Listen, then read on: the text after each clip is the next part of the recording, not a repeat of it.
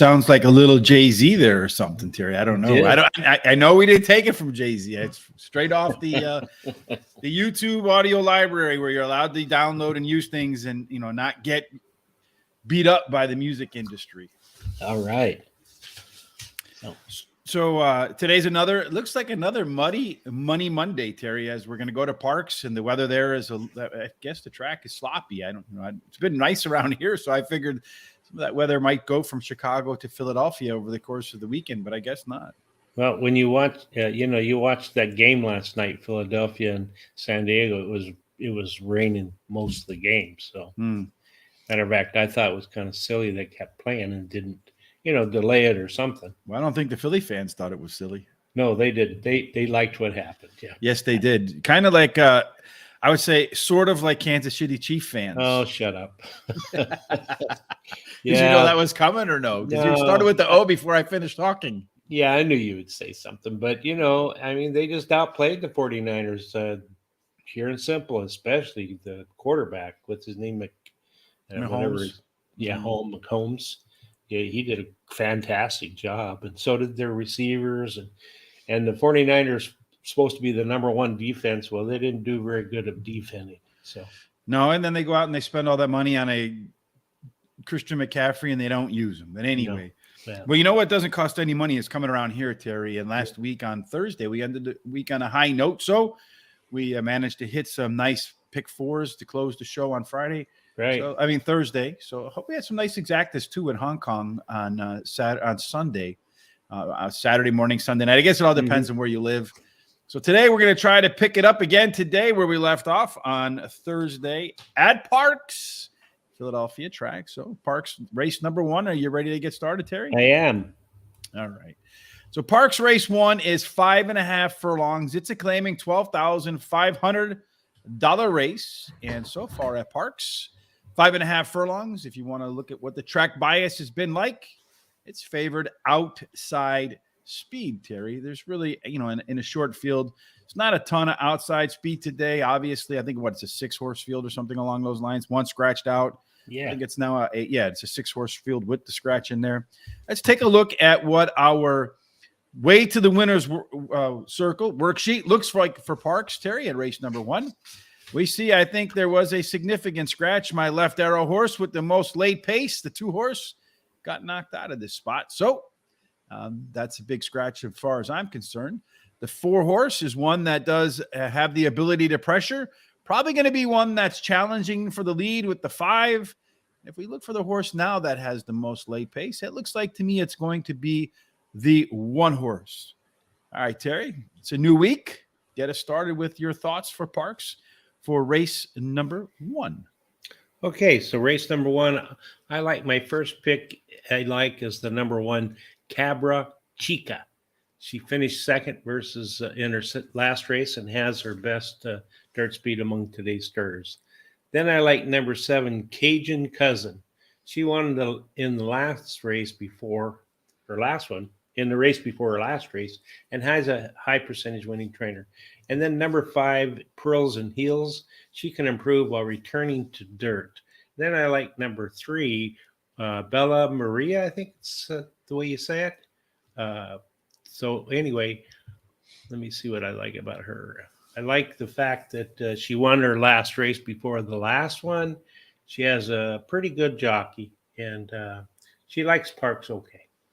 So I like number 7 here, Cajun Cousins, dropping back in class to a level where he won the last time he tried it by 4.5 lengths. Whoops. Number 1, Cabra Chica, I guess that's probably how it is.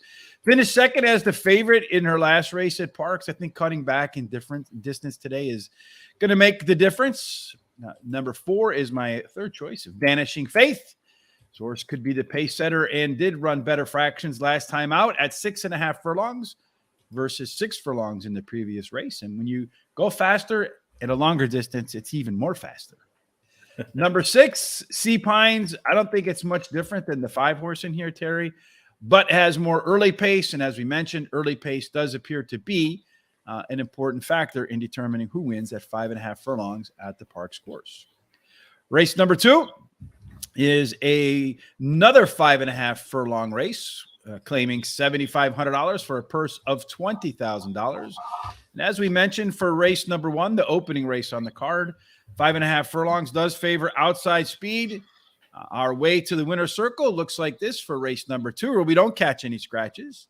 It's an interesting race shape to me here, Terry, because you notice that almost all of the horses either want to pressure or close, with only the 9 horse being one that's made it to the winner's circle in recently anyway, all the way around the track on the lead.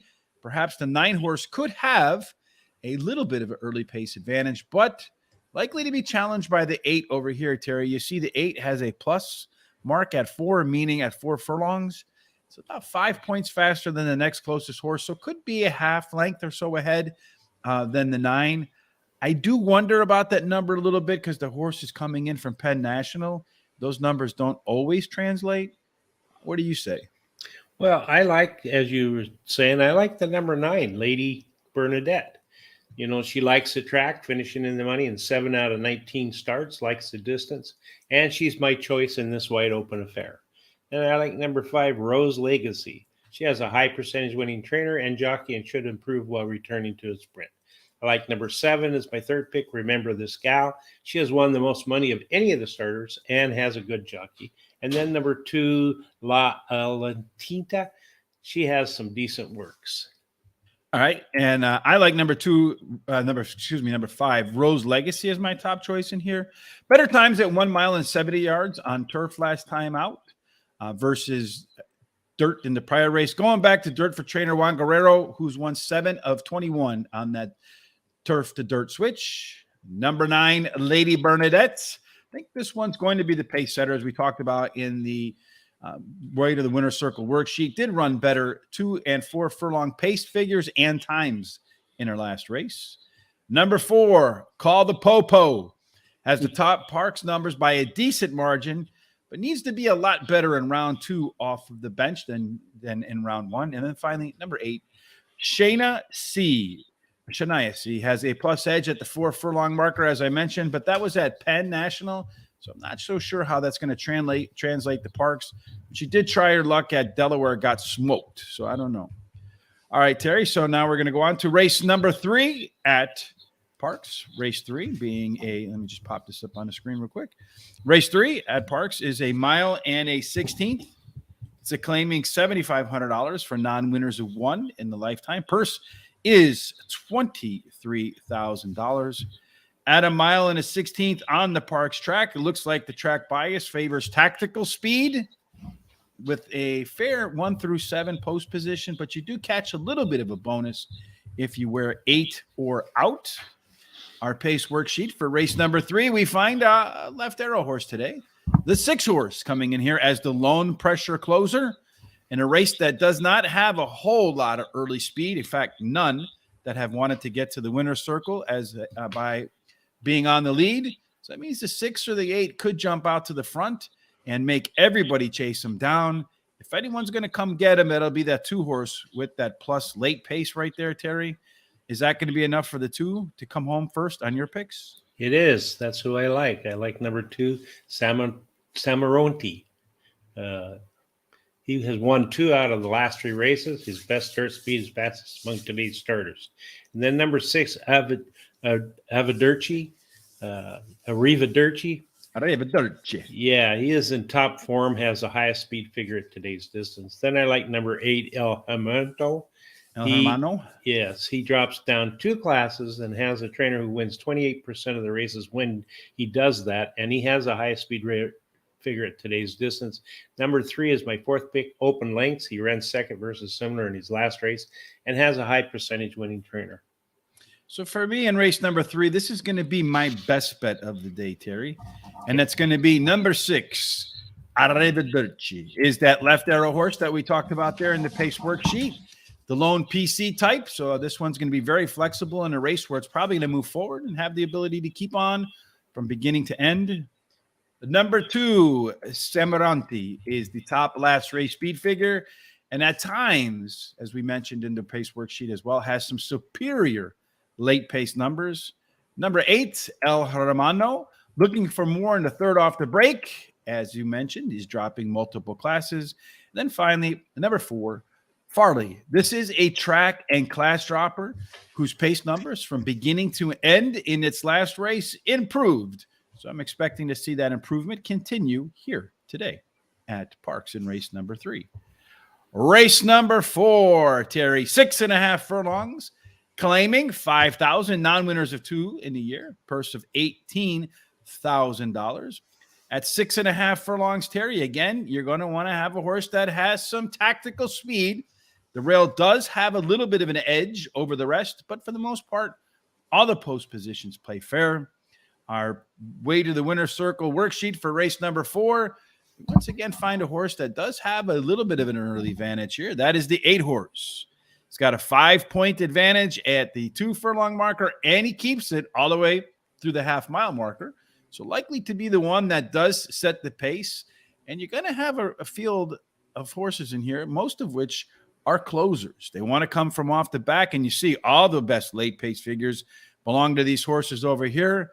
This guy right here in the middle, the low pressure horse, might be the one that actually ends up getting the best trip. Who do you think is going to get the best trip? Okay, I like number 4, Sizzling Roma. She likes the track. She's finished 67% of the time in the money here, and switches to a high percentage winning trainer, has the highest last race speed rating. Then I like number 6, Congrats Answer. She finished 3rd in her last race and drops in class for this race. Like number 8 is my 3rd pick, Lavosha. She has an early foot, has the highest speed figure at today's distance, and her jockey in the last 7 days has won 33% of the starts and finished 66% of the time in the money. And then number 1, Angelina, I don't know. She won her last race, and the real post is winning at a 20% clip. In race number 4, I'm going to start off with, just like you, Terry. You're in my computer again, I see. Uh-oh. I'm going to start off with, I'm going to skip a race right off there. Number 4, Sizzling Roma.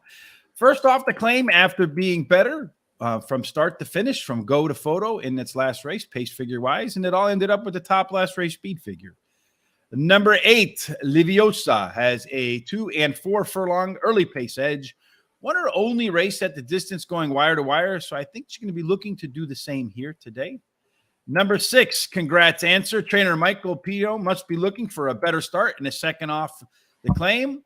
She's going to put some blinkers on this horse for the first time today. And then finally, number 1, Enginetti, gets the rail edge after running a Z pattern in its last race, and that's where the early pace figures are here. The mid pace figures take a dip, and they pick up the effort again as the race comes down the stretch for home. Race number 5, 1 mile, 70 yards, maiden claiming $25,000. So far at a mile and 70 yards, Terry, the profile of a winner is speed and inside speed. So the horses that the closer you are to the rail, the better off you're going to be. In race number 5, we do have a scratch in here with the 1 horse, that being, let me just make sure I'm on the right page so that I can see what's up on the screen. The 1 horse got scratched out of here, Terry. I don't think that really makes a difference in your picks. I had him listed as a never close horse on my sheets. Mm-hmm. The 3 horse is another left arrow horse in here today, moving its way over here. And then you look at some of these arrows and marks over here. This goes to show you where they are in relative to class. This one's staying at the same level. For the most part, they're all staying at the same level. 5's making its first start. The 4 horse in here, Terry, is one that's dropping a major drop in class. Is that drop in class enough to make it your first pick? It sure is. Number 4, Majestic Creed's my first pick. As you said, she's dropped in class quite a bit, has the highest last speed rating, and she has a high percentage winning trainer and jockey. Then I like number 6, Aquabella. She ran second versus similar in her last race, has the high percentage winning jockey, Frankie Pennington, in the saddle. And then number 2, Girl from Outer Space. She finished third. Number 2? Aren't they all from outer space? Oh, yeah. She finished 3rd versus similar in her last race, has a trainer who wins 55% of the time when he runs a horse in its second route race. And then number 5, Dana's Big Day. She is a first-time starter whose dam has 7 winners from 8 starters. One of those was a stakes winner. And the jockey in the last 7 days has won 30% of his starts. He's finished in the money 50% of the time. what is it? The men are from Mars and the women are from Venus, something like that, Terry. Yeah, it is. I don't recall, but in any case, I like in race number 5. The same with you, Majestic Creed. This one takes a massive drop from a maiden special weight, $100,000. Did run the top last race speed figure in that, and it was so much better than everybody else that everyone else needs to come up, or Majestic Creed has to come down. Same race equals easy W today. And number 6 is Aquabella. Had a really weird race last time out. Competed early, then kind of faded, and then got back into the mix and re-rallied at the end. So I kind of wonder if maybe the jockey, I think Frankie Pennington's on that horse, maybe if he felt something was wrong with the horse in the middle of the race, realized there wasn't, and then asked the horse to run again. Number 3, the Boss Lady. Left arrow horse looking for another major step forward in the 3rd career start. So race number 2 was a huge improvement off of race number 1. Let's see if we can do it again. And then finally, number 5, Dana's Big Day. It's a first-time starter in here, Terry. Quite frankly, I don't think it has a whole lot to beat in race number 5. So race number 6 is your box it up, Terry. What are the 4 numbers real quick? Okay, in race number 6, my phone numbers are, let me get there, 5, 1, 6, and 3. 5, 1, 6, and 3. So that's the box it up. Race number 6, and that's where we take 4 horses, put them in an exacta box, trifecta box, superfecta box. This one is 6 furlongs. It's an optional claiming $35,000 race with a purse of, I think, about $47,000. Our way to the winner's circle in race number 6 looks like this, Terry. Everybody in this case wants to be towards the front. Real no horse that wants to be in the back. 7 horse did scratch out of here. I don't know that really made that big of a difference. The 4 horse and the 5 horse likely to be horses that press for the lead. These EP horses can either be on the lead or can sit right off the lead. The E horses need the lead to win. If they all go too fast and we get a big wall of speed up front, you're looking at this 1 horse here, Terry, that does have a plus late advantage and the best combination of early speed and late speed. Walk us through your thinking on this race as your box it up. All right. Well, I like number 5 as my first pick, Golden Tabby. She's won 2 races in a row, and she's going for a hat trick. She has a good workout on October 8th, but 9th best of 60. Then I like the one, as you were talking about, Plain Drunk. She won her last race at Parx Racing, trained by Jamie Ness and ridden by jockey Paco Lopez. And then I like number 6, Midtown Rose. She was won her last race at Parx Racing. Has a trainer jockey combination in the last 14 days. Has won 4 out of 5 starts. And then number 3, Precious, my 4th pick. She likes the track, finishing in the money 50% of the time, and she's won 25% of them races with a high percentage winning trainer.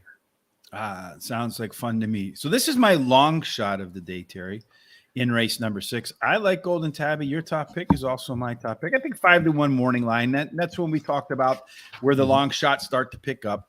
So Golden Tabby is a Parx killer. Ran there 5 times with 4 wins and a 3rd in 5 races. That's lightening up that track. Number 1, Plain Drunk, has a plus late pace advantage with the top last race speed figure and top early pace late pace combination. It's interesting to me that Paco rides here and not the 2 who he's rode 3 times in a row before that. Number 6 likes to get out of the gates in a hurry. If you look at that starting position, always first or second, right when the gates open. The longer she's on the front, the more courageous she becomes. So if you're back in a 6, hope she has the lead in the lane. And then finally, number 2, Out Dancing, did run better fractions last time and was better in terms of pace figures across the board in its previous start.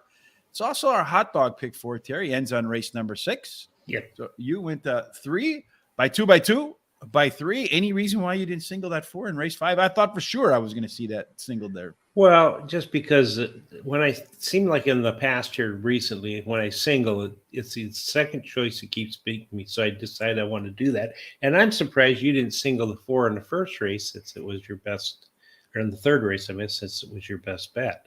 Yeah, I just decided that the 4 horse there was the easiest. Looks like the easiest winner on the card based upon those speed numbers. As I mentioned, everybody else has got to come up or go down. Yeah. I do like the 4 horse in that race. I think he's 9-2 morning line. So I think it's a one of those horses that if it wins, it's going to pay real nice.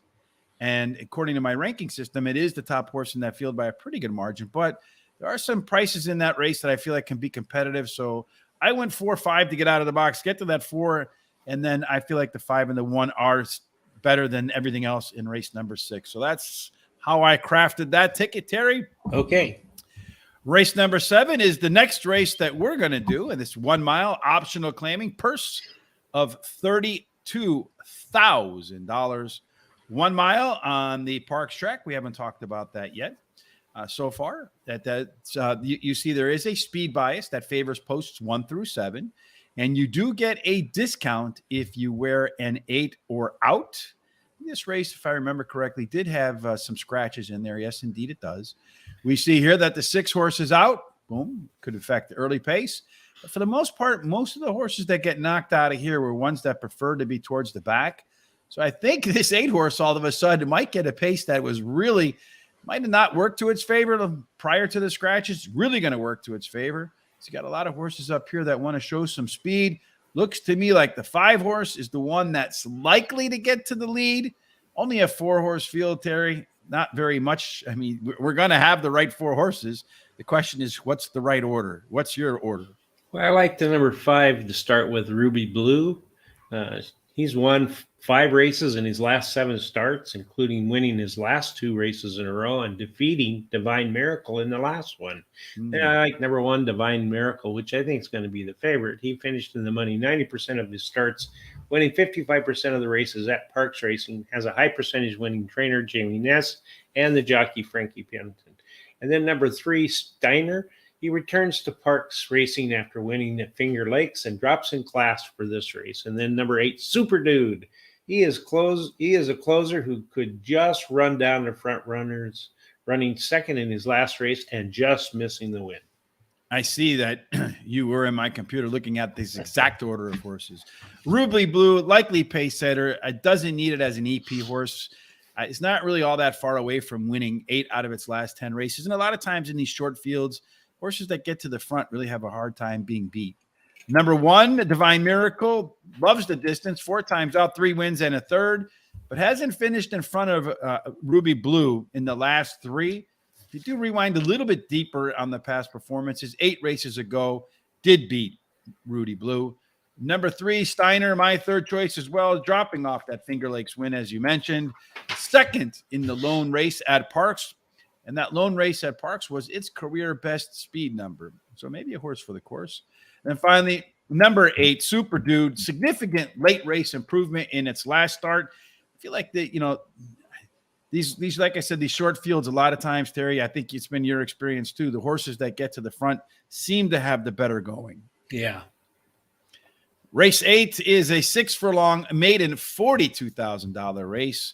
6 furlongs, as you can probably imagine, at Parx does favor speed. Post 2 through 7 do the best. The 1 and 8 and out, there is a little bit of a discount, though they both seem to be on the improve lately. A lot of first-time starters in here, Terry, so there is not a way to the winner's circle pace sheet for this race. So it's just great, straight to your picks. Okay, I like number 1, Medium, or Mid. No, it's not Medium. It's Mendelian. I can't pronounce it. Anyway, she is a first-time starter. Her dam's won 2 winners out of 2 starters and has a good trainer-jockey combination and good workouts, several in a row. And then number 3, Sandy Q's my second pick. She drops in class today, has a high percentage winning trainer, and switches to a high percentage winning jockey. Number 5, Can't Complain. She is a first-time starter whose dam has 3 winners from 6 starters and has a good jockey and trainer. And then number 6, Maggie. She finished 3rd in her last race, has a high percentage winning trainer and jockey. And the trainer has 1 win with the only horse he has taken from maiden claiming to maiden race. I look at this race, a lot of first-time starters versus some experienced horses, bucketing them up. I'm going to go with the first-time starters in my first 3 picks. Number 1 does look like it has the strongest works, maybe some of the best pedigree. Also catching a weight break in here, though I do worry a little bit about the post. The 8 and the 10, to me, are both the same horse, essentially. That's Bodil and Shaking Rags. They're both trained by trainer Juan Avila. and both have put together a really strong work efforts at Monmouth Park as they come in for their career races. They're just I think just one spot away from both being bullets and goes. So their workouts, if you look, are really fast on the 8 and 10. And then Sandy Q is the one experienced horse that I'm going to put in my picks here, is dropping from $100,000 maiden special weight race in career start number 2. So this is a 22% angle that MSW to MCL drop for Kentucky Derby winning trainer Robert Reed Jr. So wonder if he's going to celebrate this one as much if he gets it. Probably not. No. Race 9, 6.5 furlongs, optional claiming $40,000 for a purse of $42,000 at 6.5 furlongs. If we look at the way to the winner's circle or the profile of a winner, there is a tactical speed bias that favors the rail. Everything else plays kind of fair. We go back to our way to the winner's circle pace sheet here. Again, only one scratch in here, the 4-horse, but it did have a lot. No, I'm sorry, that one's not scratched. That's the race, the previous race where the 4 was scratched. So there are no scratches in here. I just forgot because I skipped the race when I was going through the scratches. I accidentally put the scratches for race number 8 and race number 9, but there are no scratches here. 7 in this race that has a ton of early speed because everybody either wants to be on the lead or pressure. So it looks to me like the 7's going to get to the front, maybe a little bit of competition from the 1. The 4-horse does have the top late pace figure, and if you combine late pace with early pace, the best combination there. And this 5-horse is sitting back here all by himself. While this group up here goes way too fast, 5 could find itself in a very happy place. Does the 5 have a place in your picks, Terry? Well, he does not. I like this is the 9th race, right? It is. Yes, I like the number 10, Mutzes. I can't pronounce it. Salim? Yeah, Mussalim. He has finished in the money in 80% of his starts at Parx Racing, and he finished 3rd versus similar in his last race as a jockey. In the last 7 days, has won 6 out of 14 starts. And then I like number 1, Whiskey's on the Bay. Whiskey's on the Bay. Yeah, Whiskey's on the Bay. I guess, drinking a little bit. That's right. He ran 2nd versus similar in his last race, and then the rail post is winning at per 20% clip. The number 3, Edge of Glory. He comes in from Churchill Downs after winning his last race to try Parx Racing for the first time and switches to a high percentage winning jockey and trainer. And then number 4, Cold Walker. He won his last race at Parx Racing and has a high percentage winning trainer. This is not. I don't have this right. This is the 9-horse here, not the 2-horse. Forgive me for getting that wrong. In my box it up in race number 9 for me. I like the 1-horse Whiskey's on the Bay. Ran much better fractions last time out at 6.5 furlongs compared to 5 furlongs in the previous start. So again, if you go longer and your times are the same or faster, that's a lot faster. Number 4, Mutsalim did run similar fractions last time out. At the 6 furlong mark at 1 mile compared to 7 furlongs in the previous race. So another horse that looks like it's on the improve. Number 4, Cold Walker did win the maiden race in his last race with a career best effort. I think this one is likely to improve in race number 2 off the bench. And then race number 9, horse number 9 in race number 9 is I don't know what this is supposed to be a 9, folks, because I have a 2 like in my notes, which you'll see when I put them up over at horseracingtoday.net. That screwed me up. So I usually have the numbers on the left and then all the words to the right. Just happens to be a 2 in that column. Number 9, Cupid Start. Last race was better than it looks with better numbers at the 2 and 4 furlong markers. Confusing myself, Terry. That's always a good thing. Yeah. Yeah. Race 10 is a allowance $50,000, purse of $50,000, 6 furlongs. Again, favors speed, particularly from posts 2 through 7. A little bit of a discount at 1 and 8 and out. Do catch a scratch here in race number 10 with the 5-horse looking like it's out to me. The 8-horse, the 7-horse, and this 1-horse being a left arrow horse should be horses that compete for the lead. The 4-horse on the way home does have a plus advantage. In fact, a plus advantage in this race. So 10 points better than the next closest horse when it comes to late pace. And overall, it does have the top early pace and late pace combination. Terry, how do you see this big race of the day. I like the number 4 horse as my first pick, Yodo E.A. Who. He ran second versus Tougher his last race and drops in class today, has a highest last speed rating. And this is also your best bet, right? It is, yes, my best bet of the day. And then I like number 8, Admiral Abe. He likes the track finishing in the money, 63% of his starts, and he's won 33% of the races, and his best start speed is fastest among today's starters. And then I like number 7, 5 Dreams. He has won 3 races out of the last 5 races and drops in class today. And then number 2, Wendell Fong. He drops in class today, has a highest speed figure at today's distance, and several good workouts in a row. This was a tough call for me here because I went with Yodel Yehu because there appears to be a lot of early speed in this race, as we saw in the pace worksheet there. Mm-hmm. They all go too fast. That plus late pace advantage can make this race look easy at the end for Yodel Yehu. Number 8, Admiral Abe does have a lot of speed, likely to be the pace setter. And this is one, if you're backing once again, gets really bold if it comes out of that lead, out of that turn with the lead. So if you're back in the 8 and he has the lead coming out of the turn, you might cash a ticket there. Number 7, 5 Dreams drops in class after running better times at 6.5 furlongs versus 5.5 furlongs in the previous start, which is a $100,000 non-graded stakes race. So a little bit of a drop in class. Finally, number 1, Breezy Gust is my left arrow horse in here. The lone PC horse in the field. And those horses do, strangely enough, when you work out the sheets like I do with the EPs and so forth, if you catch a lone EP or a lone PC, even if they don't look like it on paper, you almost have to force yourself to take them because of how many times they find themselves competing for the win at the end. Race number 11, Terry, the last race on the card is optional, claiming $25,000 for a purse of $28,000. It's 1 mile on the main track, and that main sloppy track today. Speed bias from 1 through 7, you get a little bit of a discount, 8 and out. Last time we're going to look at the pace worksheet of the day for the way to the winner's circle. Once again, we find a race that's filled with some meaningful scratches. The 2 is out. The 11's out. Not that big of a deal. It wasn't in the race to begin with. The 7 is out. The 3 is out. So you got pretty much a lot of horses in here that should get exactly the trip they're looking for.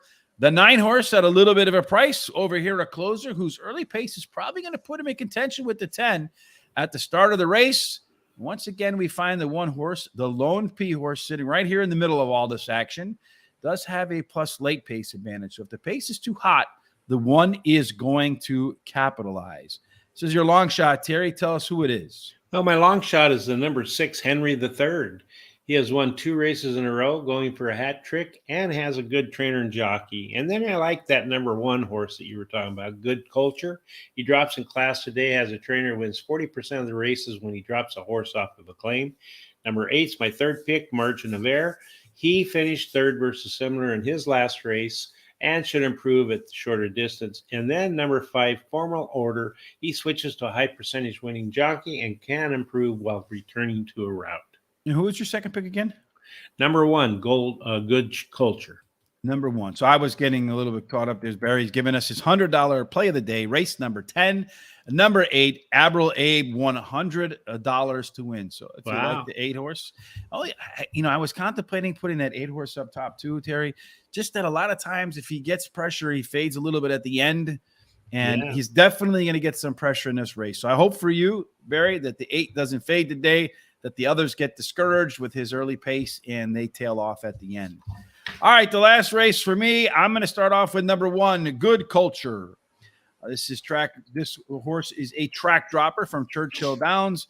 As I mentioned, the lone P horse in the field with the big late pace edge. I feel like he's going to get the perfect trip today. Number 10, Midlander, does have a jockey and trainer combination of Andy Hernandez, Michael Moore, not the filmmaker. Together, these guys have won 6 out of 14 races with a plus ROI, $3.76. So when they team up, they win. And when they win big money. Number 8, Margin of Error, was much better in the first half mile of its last start. And as Craig Mikowski from Timeform US told us, make sure you pay attention to those improving 2 and 4 furlong numbers, because when they go up, usually the horse's form is following. And then finally, number 9, Rockin' Freebie is that left arrow horse that's won 2 out of 3 races at Parx. So if it can make it 3 out of 4, will be a nice price, Terry, to close out our prime rib pick 4s. Terry, how do you see? You got the 4 and the 8 in race number 10. I tossed the 7 in there. I'm going to go that traditional 4x4 by 3x4. And if the one horse wins, both of us are going to have a happy day, provided the 4 or 8 wins in race number 10. That's right.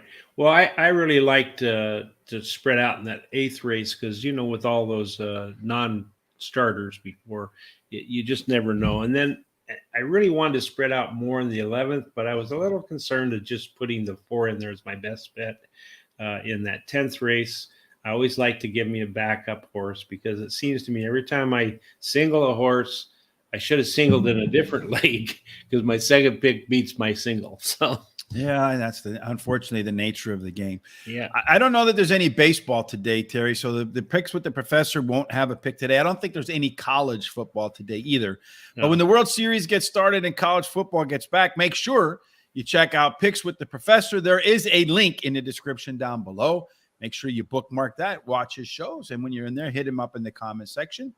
Little later on today, if you are betting at Mahoning Valley, which is in day 2 of its new season, you'll see that they are the free picks over at Guaranteed Tip Sheet. Please click on the link below so they know where you're coming from. You'll see in race number 1, K-Joe's Kid is a best bet of the day. And tonight at 8 p.m. Eastern, make sure you join Jamie and Sean.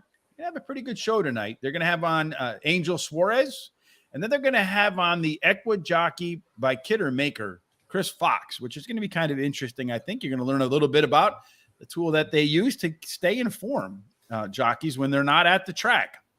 Maybe you could order one up for your kids to keep them kind of busy when they're a little riled up after a little too much sugar coming up after Halloween. Yeah, might work out pretty well, huh?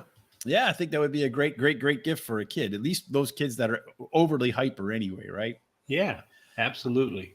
The best way to make sure you catch that show is to hit the subscribe button while you're here on YouTube. Follow us on our social media sites at Horse Race, the number 2 day, Horse Race Today. Terry and I, of course, will be back tomorrow to do Horseshoe Indianapolis. On Wednesday, we'll be back with Charles, where we cover Keeneland. Thursday, we'll do Belmont at Aqueduct once again. I think on Friday, Thomas and I are going to get together to start prepping for the Breeders' Cup with a look and an eye towards all the international horses. So you're not going to want to miss that. And then, of course, we'll be doing some work, too, on the Breeders' Cup during the week. Keep an eye out. We'll be doing a preview for hopefully every single Breeders' Cup race. You're going to want to make sure you check that out. All right, one more time before we go, Terry. Our full picks today at Parx look like this. Ta-da! Magic. My best bet is in race number 3, the 6 horse. We got to put the first race in there too, right? Yeah. Terry's best bet is race number 10. He's following it up with his long shot. So Terry has a little bit of a best bet long shot daily double to close out the card. My long shot, race number 6 with the 5 horse. Take a look at our box setups, Terry. Terry's got race number 6. I'm at race number 9. We put together 4 horses in an exacta box, trifecta box, and superfecta box. Finally, our hot dog pick 4s, race number 3. Terry putting $18 to work. Me putting $20 to work. And then our prime rib pick 4s, Terry putting $96, as am I, to work. And hopefully, Terry, we can have a great follow-up to Friday where we collected a lot of money on our pick 4s. You mean on Thursday, we did. Thursday, that's the last day. You had a great day. You hit both pick 4s. The last one paid over $1,700, and your best bet of the day. I mean, your long shot of the day won and paid 15 something. So yeah, It was a really good day. And those were 50-cent pick 4s too. So. That's right. And I hope people paid attention to you and used them. I hope they pay attention to us today too, Terry, because I have a feeling we're going to be hot on another Muddy Money Monday. We're going to start something new, too, on November 1st. So you're going to want to keep an eye on our social sites for that. We're going to start we're going to have a little bit of competitions on the show, and you're going to have to pick a team. And then if you pick the right team, at the end of the month, you'll be eligible for a prize. So we'll see how that all plays out. So keep an eye on that. Going to have some news out on that shortly, Terry. All right, All that wraps it up for today on Money Monday. Money Monday, Terry. Any final thoughts before we get out of here? Yeah, just everybody take it easy. Stay out of that rain and that snow. I guess it's pretty snowing and raining out there in your area. And It's like 70 degrees here today. If it's snowing, man, I'll be freaked out. oh wow, it's got colder here today. It's like 62 right now, so that's cold. But just have a good week, and get ready for the Breeders' Cup. Give your loved ones a hug and a kiss, and tell them how you feel. And then for me, I'm going to say my 3 things for the day. 1, trust your inner promptings. You know that little voice it's always telling you to do something, nagging. Pay attention to it. It's your subconscious telling you your best interest. Horse racing thing, Terry, right? Don't change your mind, man. Stick with your first pick, because anytime you change your mind, what happens, Terry? Oh, you always lose. It always backfires on you. It never goes the other way. And of course, no matter what it is you're doing on this Monday, if you're at work, you're betting at the track, just taking it easy. However it is that you're spending this Muddy Monday, we hope it ends up in one place, and that can only be the winner's circle. Absolutely. Thanks for joining us, Terry, and I will see you tomorrow when we try to knock out Horseshoe Indianapolis.